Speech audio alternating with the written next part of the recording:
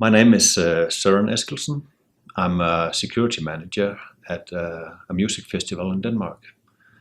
Um, I work with a lot of volunteers handling all security issues at the festival, safety and security issues related to handling a festival of this size. We have it's a 5 days music festival with roughly a bit above 50,000 visitors per day. And in this organization, I employ loads of people, a few of them professional, and then a very large amount of volunteers, over 3,000 volunteers we have all in all, doing various kinds of stewarding operations and all kinds of operations to be done handling a festival of this size. Well, it is a festival where we celebrate the big joys in life. It's a festival where also experiencing other stuff than just the music is a part of the product. It's in the woods in Skanderborg in Denmark. It's on hilly ground. There's a lot of shadow because of all the oak trees there, and there is a wide range of stages with a wide range of music on them. 5 stages all in all, and also a talk stage now, where we can give people the opportunity to just enjoy life and being gone from everyday life. And that's a very big part of the product all in all, just to slender around enjoying good food, good drinks, and there is amongst our regular customers, or the people who visit us year after year, they meet up with friends, and some people see each other at this specific occasion every year. Well, previously we had Rihanna, Sia, we had Prince, we had Kings of Leon. So that's the type of main acts we have on. During nighttime, we have some DJ sessions with DJs from the top 10 charts, and we have loads of Danish music. We also have upcoming bands on specific stages dedicated to this, and there's a wide range of music. It's a lot of popular music. It's not that experimental. Well, we have had names which were actually a bit experimental, but that's not the main part of the music program. This year, 2017, will be the first year with a talk stage. It's inspired by TED Talk, and it's for we would like to provide our guests with the opportunity to sit down and relax and be entertained by listening to clever people, or funny people being clever, or clever people being funny. And while they can sit and eat and drink well, and also where the sound level is at a height where you can actually socialize and you can be a part of a bigger thing. You can go out during daytime, relax a bit. You can go out to this stage during nighttime and be entertained, or just chilling out a bit more than you will at some of the other main stages. We have a very beautiful piece of forest.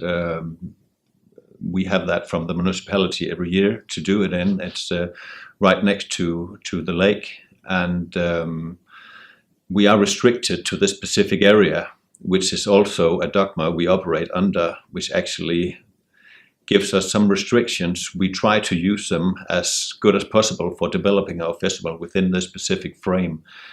And the campsites are located on open land around this piece of forest.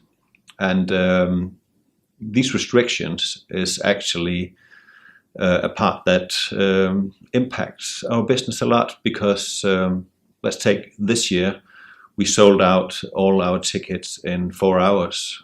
meaning that if we have had more land, a larger festival site, not having these specific restrictions, we could actually provide space for a larger audience. But right now we are in a field where the stages are as big as they are, meaning that if all the audience shows up at one stage at once, we have to be able to handle that, meaning that crowd management is a huge part of actually having a safe and secure festival. Academia provides you with a framework for thinking, analyzing, addressing things, putting a structure on things, helping you to go through specific processes to make sure that you cover everything. But at the end of the day, it also comes down to a lot of experience, putting the academia into the right context to fit to your specific event. The design of the festival site is actually a major part of it. It's not just flat land where you can set up your design as you like. You have some very narrow roads somewhere where you have to be able to handle large audiences walking throughout the festival in these narrow places. And attending this course broadened the perspective on these restrictions, meaning that the design of the festival site has been taken to another level, putting science into it, being able to sit at wintertime doing some calculations, having some more detailed mapping done during the actual festival where you know what it actually looks like, having the right cards produced for doing winter planning and designing the festival site.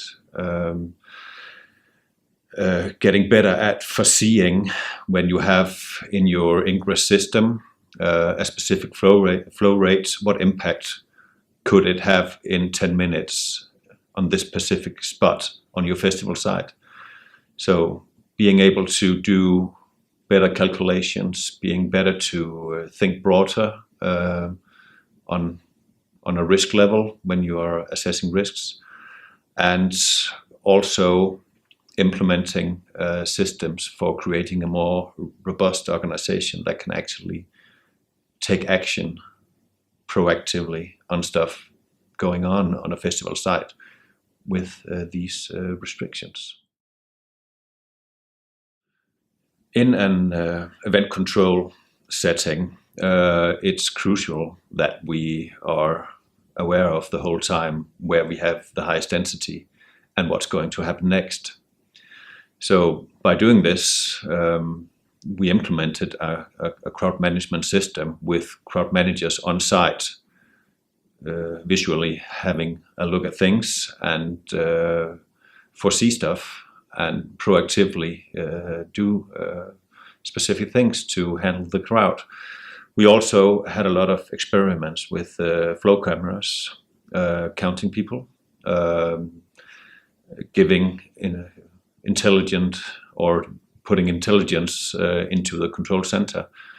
We also have Wi-Fi triangulation, where we can, to some extent, have a look at density in specific areas. There's a lot of problems connected to this. Cameras in the woods, perhaps the angle is not right for counting right, perhaps people are having umbrellas, perhaps they're walking tight. So that's a problem. Also with, if you take, for instance, Wi-Fi triangulation, if you measure on people's smartphones and the Wi-Fi in the smartphones, at a specific point, you have so much meat represented in a specific area that you actually lose the Wi-Fi connection, meaning that it starts falling again when it's actually rising, the density in a specific area. So that's also a problem. So at the end of the day, it comes down to skilled people being out there with their own eyes, just having a look at stuff, reporting it in, and someone sitting there at the end having the picture on the festival site as a whole and making the right decisions. The scope of the research is to look deeper into how it affects the robustness of a security organization that managers on bronze level are volunteers. How does it affect the ability to act if a problem is arising, a crowd issue of any kind? And I'm trying to identify the means to get this robustness into the organization and identify whether it makes a difference whether you are a professional, meaning getting paid and working on probably various other events, or you only show up once a year and being a volunteer. And some of the answers may be obvious, but I think there's a lot of issues hiding underneath this, and I would like to identify them. Obviously, one of the great challenges is the shift in our environment and the threats and risks we look into. But if we take it on what's going on right now within an organization, working with a lot of volunteers, educating volunteers to step into specific roles, this is a challenge. Obviously, because we are highly dependent on skilled people. We are dependent on the robustness in an organization where a major part of the people working there are actually volunteers. Meaning sometimes in an organization like that, we have structures where culture, social constructions, and history can actually play a part of the ability, or be a part in the ability to act on specific situations, because sometimes the line of command is being shortcut, or there can be various agendas you have to handle to be sure that, all right, this person actually knows what he's doing when he says he knows what he's doing. And well, that is a challenge when organizations become more and more complex and there is a change in the picture of risks we address, meaning that the ability to act in specific situations is becoming more and more important. And personally, for me as head of security at this specific festival, that is a challenge. First of all, we have to address that it's also a social construction, meaning that people come there to meet with each other, and you have to applaud that as a foundation for the rest of it. Secondly, you have to make sure that you always answer the big why. Why do I tell you that you have to do this? Why is this important as a part of the bigger picture? Because it is often volunteers. It's also with professionals, but with volunteers, it's highly important that they can see why they have to do specific tasks and why they have to go through specific things. And you have to appreciate what they're doing. You have to give a piece of yourself saying, wow, that was good. Or tell someone else, a middle manager, now I go and tell him that you did a good job. I want you to do that. A newsletter, a simple newsletter where you just tell people about what's going on right now. What are we thinking of doing next year? What are we planning? How will it affect you? It's just a simple newsletter. It doesn't have to be advanced. Just do it. Another thing is that if you have specific issues you would like to address, you can set down a group of people that where you set a setting where you ask them to address a specific problem. Let's say that in an Ingress system, we have issues with fraud.